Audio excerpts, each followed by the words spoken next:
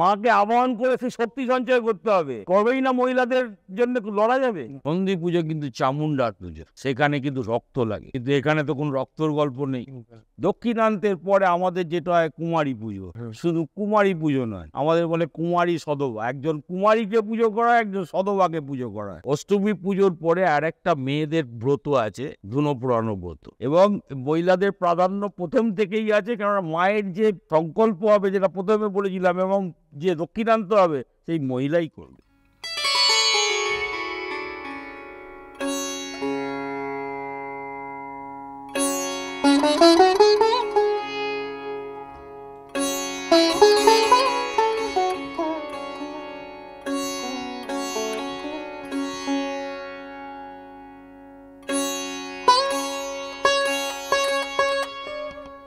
আমি জানতে চাইবো পুজোর প্রথা সম্পর্কে, কারণ এইবারের পুজোয় বিশেষত্ব কিছু রয়েছে যেগুলো অন্যান্য যে আমাদের পরিচিত বনগী বাড়িগুলো রয়েছে তাদের থেকে এই পুজোর বেশ কিছু ফারাক আছে। সাধারণত দুর্গাপূজা আপনি দেখবেন ষষ্ঠীর দিন বোধন হয়, কল্পারম্ভ হয়, তারপরের দিন কলব স্নান হয়ে চক্ষুদান হয়ে সপ্তমী, অষ্টমী, নবমী, দশমী বিসর্জন। আমাদের তা নয়, আমাদের বোধন বসে প্রতিপদে। আমাদের পুজো 10 দিনে, এবারে যদিও 9 দিনের, যেহেতু অষ্টমী নবমী একদিনে পড়ে গেছে, তিথির ব্যাপার, কিন্তু আমাদের দুর্গাপুজো 10 দিনে। আমরা মহালয়ার পরের দিন প্রতিপদ, সেই দিন থেকে আমাদের বোধন বসে। বোধন একটা আলাদা ঘর আছে, পাশেই দালানের গায়ে ঘর আছে, সেখানে ঘট প্রতিষ্ঠা করে সংকল্প করে বোধন বসলো। প্রতিপদ, দ্বিতীয়া, তৃতীয়া, চতুর্থী, পঞ্চমী, ষষ্ঠীর সকাল এবং ষষ্ঠীর সন্ধে অবধি ওখানে পুজো আরতি হবে। এইবারে ষষ্ঠীর দিন রাত্রে এখানেও পুজো হবে পঞ্চপ্রচারে। চৌথ প্রচারে পুজো চক্ষুদান না হলে হয় না। পঞ্চপ্রচারে পুজো শুরু হবে শুধু কল্পারম্ভ, দেবীকে কল্পনা করা হয়। কল্পারম্ভ মানে দেবীকে কল্পনা করা, সেই হয়েছে। তারপরের দিন ভোরবেলা আমরা যাব সপরিবারে, মানে খালি পায়ে, এখান থেকে কলবউ নিয়ে জগন্নাথ ঘাট চান করাতে। চান করিয়ে ফিরিয়ে এখানে কলবউ প্রতিষ্ঠা হয়, কলবউয়ের পুজো হবে, কলবউ প্রতিষ্ঠিত হলো, তারপর চক্ষুদানের পুজো হবে। চক্ষুদানে এবারে মায়ের প্রাণ প্রতিষ্ঠা হলো, মূর্তি মৃন্ময়ী মূর্তি চিন্ময়ী হলো, তারপরে সপ্তমী পুজো। তার আগে, সপ্তমী পুজোর আগে আরেকটা জিনিস আছে, আমাদের যিনি পালাদার তাকে পুরোহিতকে ভার দিতে হয়। ভার দেওয়ার ব্যাপারটা হচ্ছে সংকল্প করে, কেননা আমরা কাস্ট হিসেবে আমরা বৈশ্য, কিন্তু বল্লাল সেনের আমলে আমাদের কাজ নিচু করে দেওয়া হয়। মানে আগে ব্রাহ্মণ, ক্ষত্রিয়, বৈশ্যদের উপবিদ ধারণের অধিকার ছিল। আমরা জাতিতে কিন্তু বৈশ্য, কিন্তু বল্লাল সেনের অত্যাচারের ফলে এই সুবর্ণবণিক সম্প্রদায় উপবিদ ত্যাগ করে। তো উপবিদ ত্যাগ করা মানে শূদ্র। তো আমাদের তো, আমরা তো নিজেরা পুজো করতে পারি না, ব্রাহ্মণকে ভার দিতে। যদিও মানে বৈশ্য যদিও পুরো উপবিত ধারণের অধিকার ছিল, কিন্তু পুজোর অধিকার ছিল ব্রাহ্মণদের। কখনো ব্রাহ্মণকেই অধিকার মানে ভার দিতে হতো। এই সংকল্প করে পুরোহিতকে বলতে হয়, আমি অজ্ঞ, আমি দেবভাষা জানি না, মানে সংস্কৃত অত জানি না, তুমি আমার হয়ে মাকে সেবা করো, আমি তোমাকে ভার দিলাম, এই দিয়ে সংকল্প। তারপর পুজো শুরু হলো সপ্তমী, মানে চক্ষুদানের পরে। তারপরে সপ্তমী পুজো, সন্ধ্যারতি, অষ্টমী পুজো, সন্ধি পুজো। এখানে এসে একটু থামি। সন্ধি পুজোর একটা জিনিস আছে, সন্ধি পুজোর আগে একটা ব্যাপার আছে, সেটা হচ্ছে এটা সন্ধি পুজোর আগেই হয়ে যায়, যদি সন্ধি পুজোর টাইমের অসুবিধে না হয়। আমাদের মহিলারা যারা মন্ত্র দীক্ষিত, সদবা, বিধবা সবাই কিন্তু কুমারী নয়, বিবাহিত, যা খালি বিবাহিত, সদবা, বিধবা সবাই আবার মন্ত্র দীক্ষিত। আচ্ছা, আমাদের মন্ত্র দীক্ষিত না হলে কিন্তু মায়ের সেবা করা যায় না। যারা বিবাহিত কিন্তু মন্ত্র দীক্ষিত নয়, সে মায়ের সেবার জিনিস ছুতে পারবেন। কেননা আরেকটা জিনিস আছে, আমাদের একটা জিনিস তৈরি করতে, আপনারা জানেন কিনা জানি না, এগুলো আমরা চলতি ভাষায় অনুজ্ঞি বলি, কিন্তু এটা আরোগ্য বলে। 108 দুর্ব, 108 ধানকে কুটে চাল বার করে তার মধ্যে দিতে হয়। মানে ধান দেওয়া যাবে না, ধানকে এনে ধানকে নিজেরা কুটতে হবে, ছাড়াতে হবে। সেই চালটা 108টা গুনতে হবে, দুর্ব 108টা গুনতে হবে, আলতা পাতা দিয়ে লাল সুতো দিয়ে মুড়ে এটা মায়ের পায়ের তলায় থাকবে। এটা অষ্টমীর মানে সন্ধি পুজোর জন্য এগুলো মেয়েদের তৈরি করতে হয়, এবং এও মেয়েদের। সেটা আবার বিধবাদের ছোঁয়ার নেই, খালি এও স্ত্রী, বিবাহিত এও স্ত্রী, মানে যার মাথায় সিঁদুর আছে, সে করে রাখবে। এটা অষ্টমীর দিন দিয়ে দেওয়া হয়, এবং সেটা এর দায়িত্বে থাকে, পুরোহিতের দায়িত্বে থাকে। এটা মায়ের, এটা অষ্টমীর জন্য, সন্ধি পুজোর জন্য। এবারে যেখানে ছিলাম আমি, অষ্টমী পুজোর পরে আর একটা মেয়েদের ব্রত আছে, ধুনো পোড়ানো ব্রত।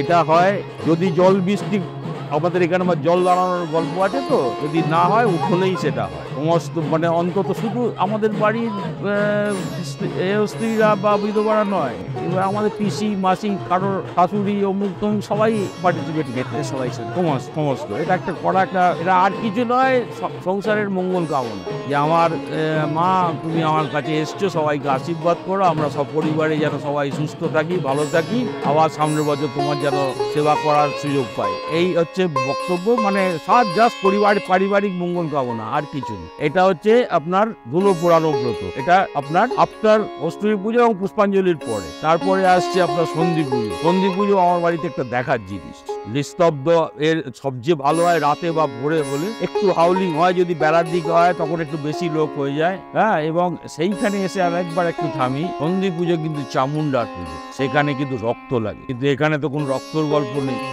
রক্ত ছাড়া চামুন্ডার পুজো হয় না। ওং ইং ব্রিং শ্রিং চামুন্ডায় নমঃ, এ হচ্ছে মন্ত্র সন্ধি পুজো। তো সেখানে আমরা রক্ত সৃষ্টি করি, মাছ সৃষ্টি করি। মাছ মানে যখন দেখবেন বলি হয়, রক্তের সঙ্গে একটু মাছ কেটে একটা সরা করে মায়ের পায়ের তলায় দিতে হয়। তো মাছ আমরা সৃষ্টি করি মাছ কলাই দিয়ে, এবং রক্ত সৃষ্টি করি আমরা রক্ত চন্দন দিয়ে। এটা একটা সরায় দেওয়া হয়, দিয়ে পরে যখন পুরোহিত ওটা না দেখে ছুঁড়ে দিতে হয় পেছনে, ওই কুড়ি শুদ্ধ ছুঁড়ে দেয়, চারিদিকে ছড়িয়ে যায়।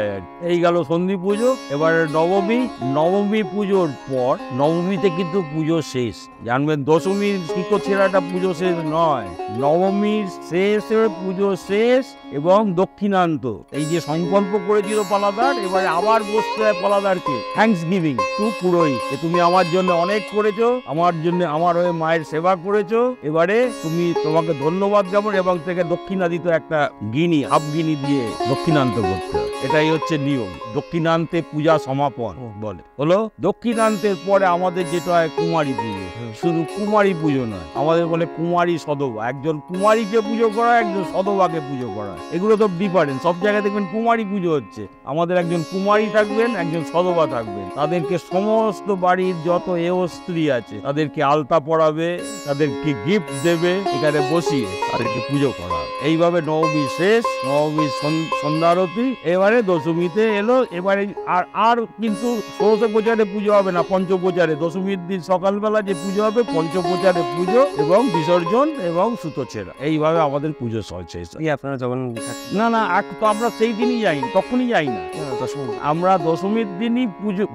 সে পৃথিবী যদি উল্টে হয়ে যায়, দশমীর দিনই ভাসান হবে, কিন্তু সন্ধ্যেবেলা হবে। আচ্ছা, সন্ধ্যে ইভিনিং এ। এবারে দুপুরে ঠাকুর নিচে নামবে, এখানে মুখটা ভেতর এইদিকে থাকবে। এটা কোন দিক করছে? মানে মুখ বাড়ির দিকে, মুখ বাইরের দিকে না, মুখ বাড়ির দিকে থাকবে, ওইখানে এইভাবে বসেন, মানে ঠাকুর তো এইখানে বসেন, এবারে এখানে এসে উল্টো দিকে মানে মুখটা এদিকে থাকে। এবারে যত বাড়ির মেয়ে মানে বউয়েরা এবং বাড়ির যে বিবাহিত মেয়েরা এবং আত্মীয় স্বজন, সবখানেক 100-120 হয়েই যায়, মানে এখন আর গোলে জায়গা দেওয়া যাচ্ছে না, মানে এই গোলটা এইখানে অব্দি চলে আসে।